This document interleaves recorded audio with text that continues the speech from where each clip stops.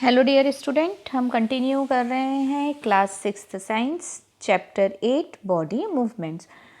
Previous videos में हम different तरह के मूवमेंट्स के बारे में देख रहे थे। हमने जो था मेनली दो एनिमल्स में मूवमेंट देखा था। पहला जो था वो था अर्थवर्म और दूसरा जो था स्नेल। ये हमारा लास्ट वीडियो था। इसके पहले वाले जो इस चैप्टर के वीडियोस थे उसमें हमने जो था जॉइंट्स के बारे में डिस्कस किया था, डिफरेंट तरह के जॉइंट्स के बारे में कि कुछ जॉइंट्स मूवेबल कुछ नॉन मूवेबल होते हैं। उसी के साथ साथ हम बोन्स के बारे में भी देख चुके थे। पेल्विक बोन क्या होती है, शोल्डर बोन क्या होती है। Then we learned about the cartilage की कार्टिलेज क्या होते हैं। ये सब जो है हम इस चैप्टर में देख चुके हैं और उसके साथ और भी बहुत कुछ।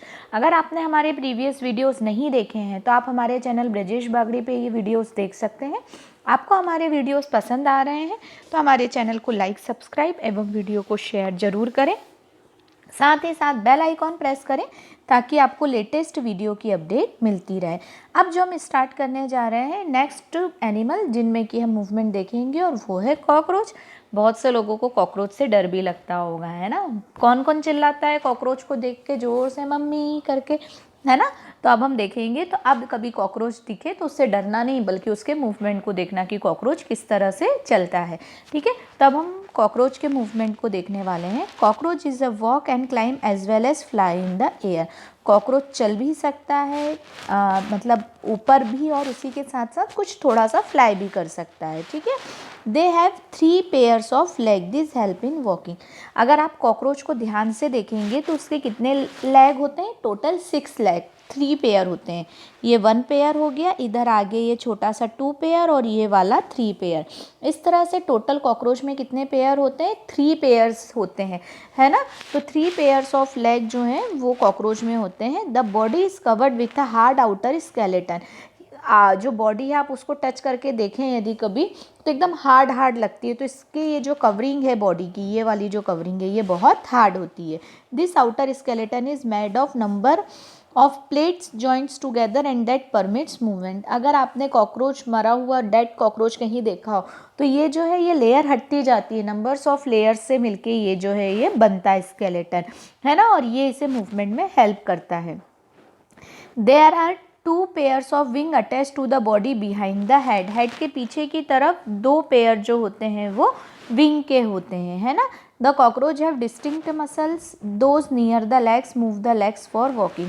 अब कॉकरोच में अलग अलग तरह की मसल्स होती हैं पैर के पास जो उसे वॉकिंग में हेल्प करती हैं।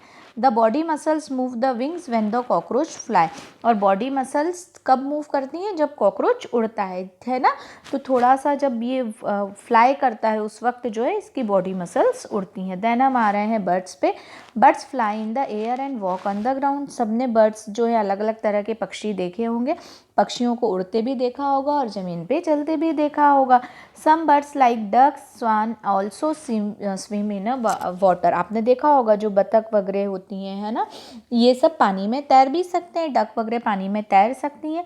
The birds can fly because their bodies are well suited for flying.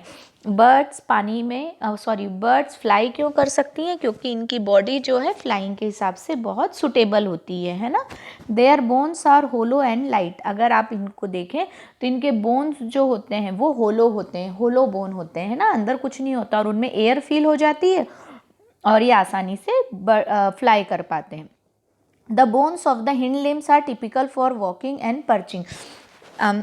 यदि हम हिंड लिम्ब देखें, 4 लिम्स जो है इनके फीदर में कन्वर्ट हो जाते हैं। और जो हिंड लिम्ब मतलब पीछे वाले जो हाथ पैर रहते हैं, ये देखिए ये हिंड लिम्ब है ना। तो ये जो है ये स्पेशली रहते हैं और ये मेनली मतलब वॉकिंग में हेल्प करते हैं, है ना। 4 limbs are modified as wings. जो 4 लिम्स रहते हैं आगे के पैर वो किस में कन्वर्ट हो गए? फीदर्स में।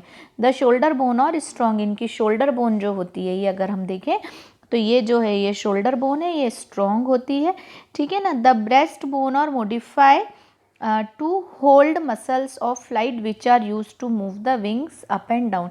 अब जो ब्रेस्ट मसल्स रहती हैं आगे वाली ये मॉडिफाई हो जाती हैं फ्लाइट के लिए और ये विंग्स को अप एंड डाउन मूव करने में हेल्प करती हैं, ठीक है। देन हम आ रहे हैं फिश। नेक्स्ट हम मूवमेंट किस में देखेंगे? फिश में देखेंगे।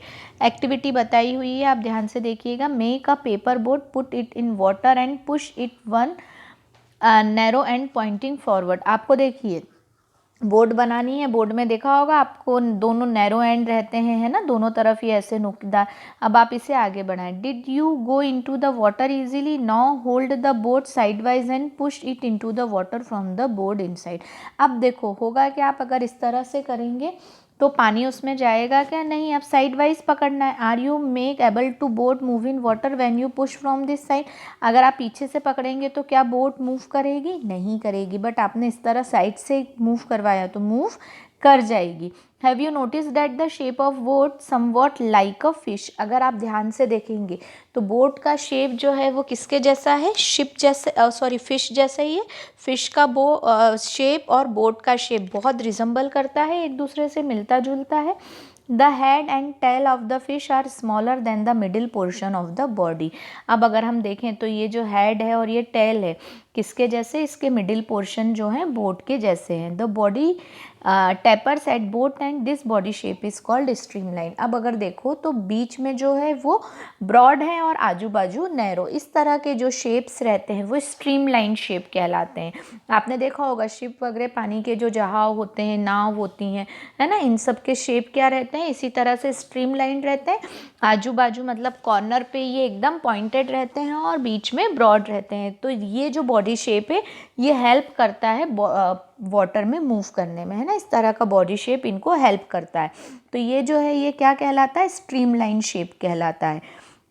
The shape is such that water can flow around it easily and allow the fish move in water. अब ये जो शेप रहता है ये आसपास से पानी आसानी से निकल के इनको वाटर में मूव आसानी से करने देता है। The skeleton of fish is covered with strong muscles.